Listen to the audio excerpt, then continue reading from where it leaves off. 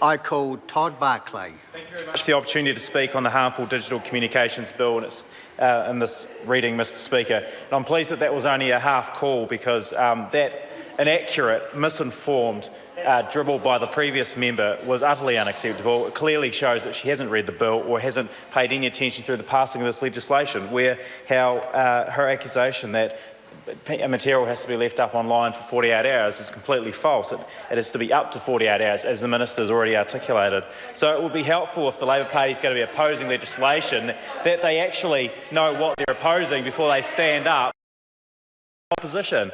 So, as we know, the purpose of this bill, Mr Speaker, is to deter, prevent and mitigate harm caused to people by digital communications and to provide victims with a quick and efficient means of redress. That's why we're trying to pass this legislation through, Mr Speaker. It's to assist the victims in this dreadful circumstance, as we've already been told about over the last few months, a number of instances involving harmful digital communications and the effect that that has on victims through a pretty dreadful public display. So I think, while we'd like to commend the Green Party for their support in this so far, and like to just offer maybe a thought to the Labor Party that while you're having trouble in paradise, maybe you should take a leaf out of what the Green Party is suggesting. Quite sensible. And just moving on, we were yesterday in Hamilton in that members list seat, and we were meeting with Waikato University and as well as a number of other tertiary institutions, and they were talking about the development in technology and the challenges and the consequences and opportunities of that. And we know that legislation is going to be one step behind the development of technology, because technology is developing on a continuous cycle. And I think part of the problem as well is that the types of abuse and bullying that can take place in this day and age with cell phones and with Twitter and Facebook and other forms of digital abuse, parents of those people probably aren't slightly aware exactly of what the forms of abuse can potentially be. I know my parents, for one, they've both got cell phones. My dad probably turns his on about once a week just to check it. And if someone would have a conversation to him about abuse through digital technologies, he would probably be a little bit lost by it. So I think part of the challenge as well is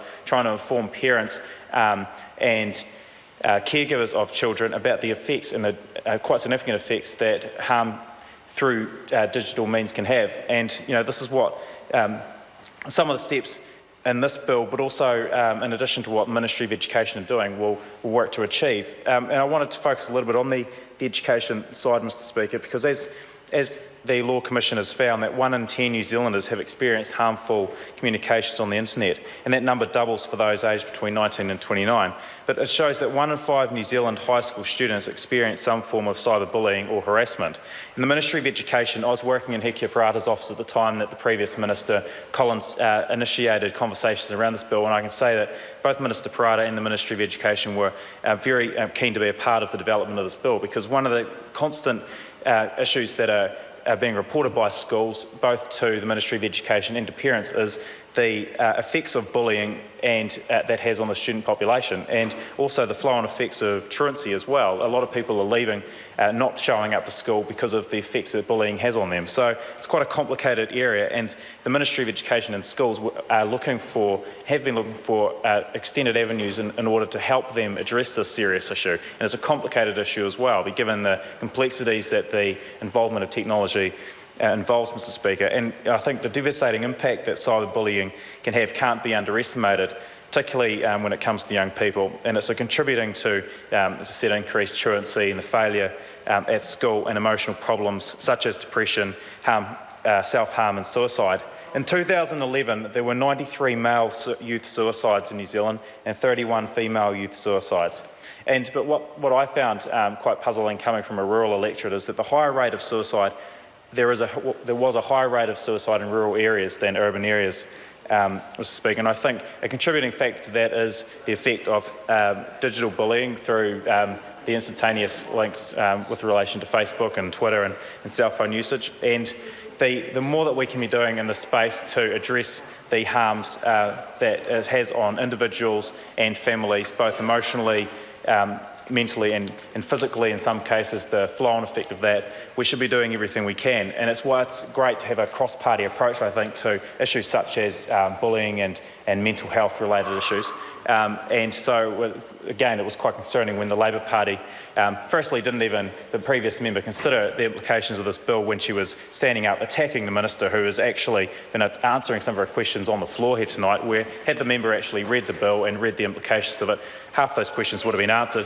Perhaps it might have had the Labor Party supporting the bill. It's a shameful position for the Labor Party, I would have thought, Mr Speaker, an absolutely shameful position. Thank you very much. Sorry?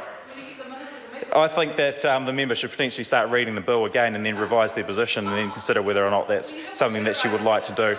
But it's actually quite interesting when we were in Hamilton assisting David Bennett yesterday, the positive feedback that we were getting about National Party's performance up there and his performance, particularly in the areas of education and justice.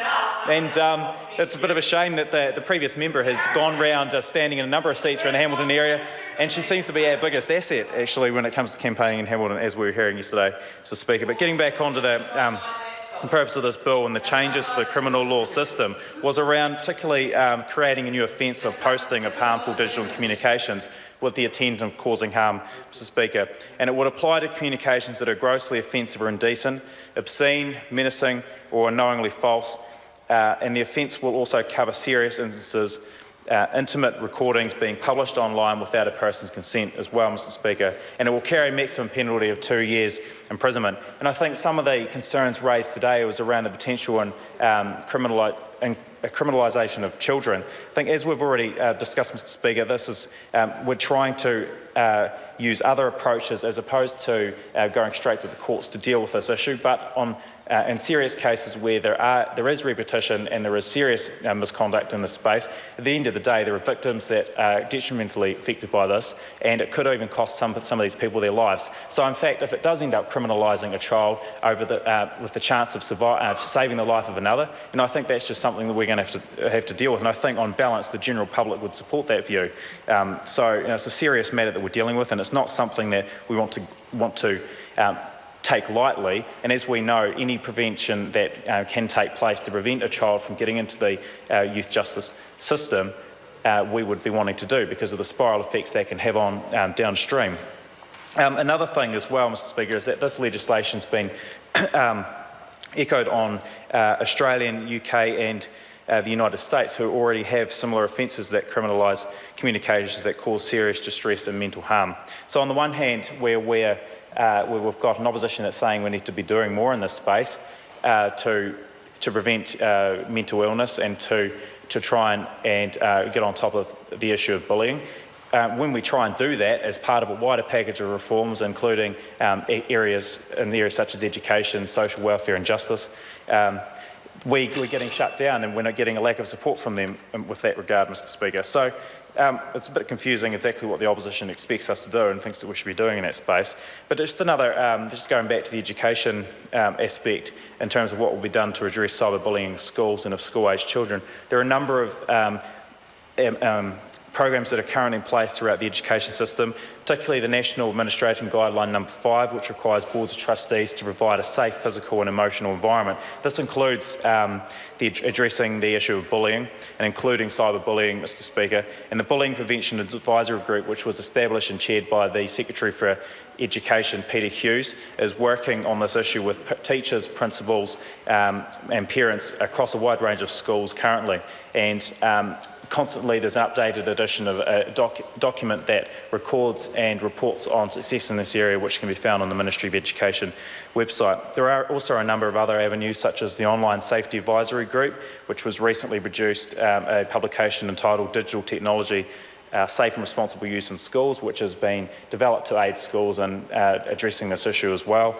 There's also programs that assist schools such as Wellbeing at School and the Positive Behaviour for Learning, which this government has put significant investments in to try and establish a more coherent assistance for schools to address the problems of bullying and other behavioural difficulties. And then, of course, with regard to the Positive Behaviour for Learning program, it is something that provides tools for schools, teachers and parents to help them create a school environment that encourages positive behaviour, and it involves a number of initiatives such as including operating with NetSafe. So while I'd just like to acknowledge the other speakers from this side of the House and as well as the Green Party that have commented on this bill tonight, I'd like to suggest that the Labor Party should potentially hang their head in shame and read the bill before commenting on it in future stages. Thank you, Mr Speaker.